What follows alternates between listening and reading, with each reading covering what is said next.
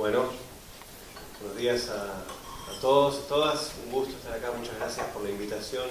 Un gusto compartir palestra con el tocayo, con el cual compartimos varios esfuerzos de diálogo que nos permitieron acercar posiciones de actores que probablemente sin este método, sin este proceso de acercamiento y construcción de una visión compartida que trascienda la pequeña diferencia o la gran diferencia a veces, pero sin ese método quizás hay cosas que no se pueden lograr en un mundo tan interdependiente como el que estamos viviendo, con tanta complejidad, con un entorno tan incierto y con una crisis profunda de credibilidad de los unos con los otros, de los públicos con los privados.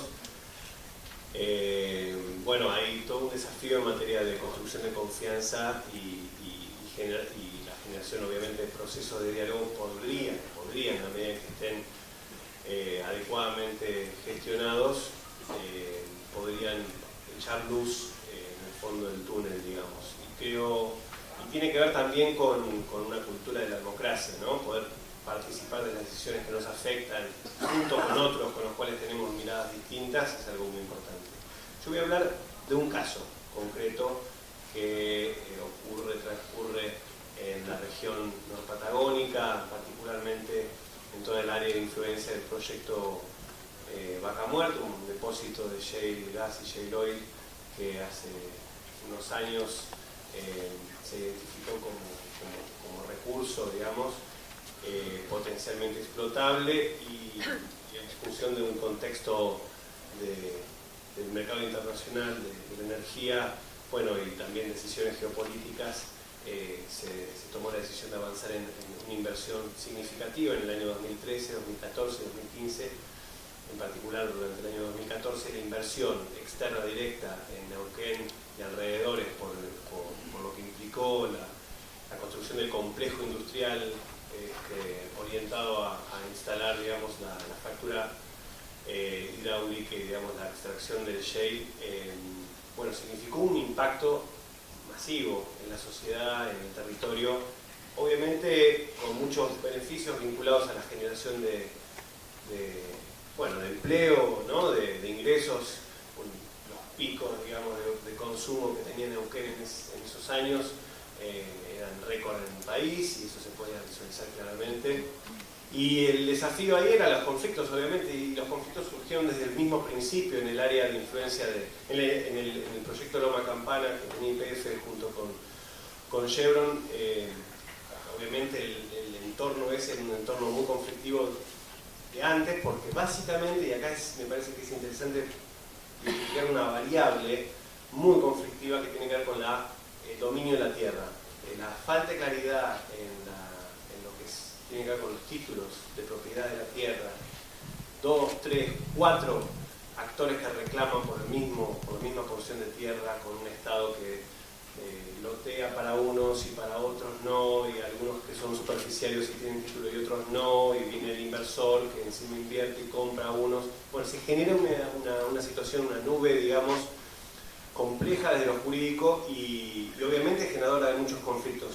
¿Qué ocurre concretamente? Cuando se invierte tanto dinero en un territorio, digamos, la presión crece, y si uno tiene la infraestructura institucional débil, bueno, o frágil, entonces tenemos conflictos y afectación de derechos a la propiedad, derechos de usucapión, derechos de distintos derechos ambientales, naturalmente, derechos indígenas. Y esto es un poco lo que ocurrió en Neuquén, un proceso muy acelerado de inversión, sin la adecuada construcción de infraestructura institucional acorde con el desafío que implicaba esto, sin los acuerdos del caso en materia de justamente licencia social. Cuando se aprueba el proyecto YPF Chevron, digamos, fue un acuerdo que se aprueba legislativamente a nivel local, y eso generó, al no haber previo trabajo con la sociedad civil respecto a lo que implicaba el proyecto, sus impactos, cómo el Estado se estaba organizando para lidiar con ellos, etcétera, etcétera, se generó un nivel de incertidumbre tan grande que tuvimos una batalla campal en frente de la legislatura. Y esto tiró una especie de signo que a lo largo de todo el ciclo expansivo de la inversión se pudo visualizar cómo se iban multiplicando los conflictos vinculados a la expansión de la inversión, porque después hay conflictos vinculados a la contracción de la inversión, ¿no? Cuando se ameseta, cuando los precios bajan, entonces ahí se sienten otro tipo de conflictos, y en ese arriba y abajo, digamos, tenemos un problema significativo para justamente instalar políticas creíbles y de largo plazo, ¿no? Porque en los vaivenes del mercado los que deberían estar ahí regulando un poco es el Estado y con una adecuada participación en sociedad civil, y eso no ocurre tan fácilmente. Lo que hicimos en Neuquén, yo vivo en Neuquén, vivo en Cipolletti más precisamente, en el Alto Valle, segunda cuenca del país, bueno, un país muy fluvial, pero en este caso es la segunda y es significativa porque es mucho más grande que cualquiera de las otras en la Patagonia. Zonas de biodiversidad muy interesantes, obviamente con una tradición de 100 años en agricultura, en agroindustria, frutas en particular, Cincaroso, y básicamente lo que ocurrió, digamos, a lo largo de estos años fue estos impactos de los que estoy comentando, impactos en conflictividad, generaron una necesidad, una sensación de que se venía un tsunami a nivel de la comunidad local. Pero no solamente para aquellos líderes sociales o referentes comunitarios de base campesina, no, para el presidente de la Cámara de Comercio de Neuquén, para los principales referentes de las cámaras de producción de frutas, de manzanas y peras, o sea, para actores significativos del quehacer económico de la comunidad, había un gran signo de pregunta respecto a cómo iba a venir el tsunami, el efecto tsunami. Bueno, una estrategia, digamos, que yo venía como trabajando como tercero, ¿no? Tercero facilitador, que es llamado para establecer diálogos, pero ya desde mi condición de ciudadano lo que identificamos era, bueno, generemos un espacio de tercer lado, porque estaba obviamente la polarización si el fracking, no el fracking, en realidad estaba por debajo de un conflicto de modelo de desarrollo, básicamente, pero no estaba saldado, esa discusión estaba muy polar y había algo que nos conectaba a todos. Era, nosotros todos tenemos nuestros hijitos ahí, en el territorio, todos. Desde el que vive del petróleo, del que vive de la fruta, del que vive del servicio, del empleado público, del maestro, todos tenemos nuestros hijos allá, y a todos nos preocupa, nos interesa el presente y el futuro. Con lo cual, esa conexión no estaba fuerte, y lo que predominaba era la polarización, ¿no? Y las acusaciones mutuas y todo lo que implica los debates encendidos que solemos tener los argentinos, que no están mal en la medida en que no tenga también un espacio complementario de encuentro para ver qué podemos hacer. Y en lo concreto, en el impacto digamos, ya sentido y temido respecto al gran tsunami, lo que se generó fue una autoconvocatoria de base ciudadana de referentes que venían con trayectorias contradictorias, o sea, conflictivas, en relación al tema desarrollo hidrocarburífero e impactos sociales. Es decir, teníamos en el primer encuentro del grupo de diálogo neuquino, autoconvocado, fue en la casa de un exfuncionario de la provincia con mucha trayectoria, que se había corrido del Estado, pero que tenía mucho contacto con el mundo de la producción, ¿no? Y un líder mapuche, el lonco de uno de los loncos de la Confederación Mapuche de Neuquén, estaba un referente del movimiento de derechos humanos, gente del mundo de la empresa, de las manzanas, digamos, de lo que implica la fruticultura, y éramos 6, ¿sí? Y con la lógica de trabajar en la construcción de un espacio puente, ¿no? Que permitiera, este espacio puente permitiera generar un espacio, digamos, de habilitación de intervenciones orientadas a prevenir y abordar transformativamente los conflictos emergentes en torno al shale. No al shale solamente, en general, a la industria extractiva a nivel local. Esto fue un proceso que se inició ya por el 2014, justamente, a principios de mediados de 2014, y hasta hoy, digamos, ha tenido 28 reuniones, una vez por mes. De los 6 iniciales hoy somos 50 y pico, ¿sí? Que, digamos, a lo largo de este tiempo la maduración del espacio de plataforma, si bien no tenemos personas jurídicas, ha adquirido un nivel de arraigo social importante, significativo en la sociedad civil, en las instituciones públicas, también finalmente en el sector hidrocarburífero, que no deja de ser, digamos, un sector con el cual hay que interlocutar y sobre el cual hay que también trabajar en relación justamente a las políticas de empresas y derechos humanos, todo lo que implica las políticas de relacionamiento externo, ¿no?